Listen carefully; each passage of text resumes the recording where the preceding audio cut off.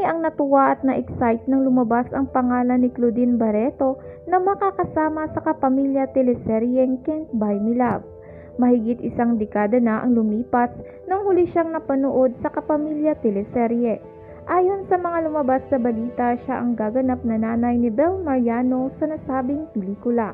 Ngunit nalungkot ang mga fans dahil hindi siya nakasama sa cast reveal video ng Can't Buy Me Love. Tinanong si Claudine sa isang entertainment press kung totoo bang dapat kasama siya sa teleserye ng Don Bell. Sinabi nitong yes, it was offered but unfortunately hindi nagtugma ang mga schedule. Sa ngayon daw ay may mga negosasyon pa rin sa mga teleserye at movie si Claudine. At sana nga ay tuloy-tuloy na ang pagbabalik niya dahil mahusay siyang aktres. Pwede naman umano niyang makasama sa ibang proyekto sina Donnie Pangilinan at Bel Mariano. Ibinahagi ni Claudine kamakailan ang mga kuhang larawan nila sa mga dating boss ng Star Cinema at ABS-CBN na sina Malu Santos at Olivia Lamasan.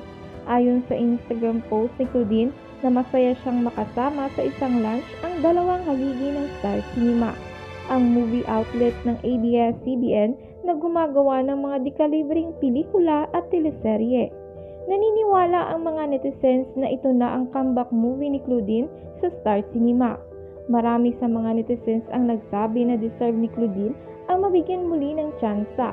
Lalo isa siya sa mga itinuring na box office queen sa ilang tatak na pelikula nito.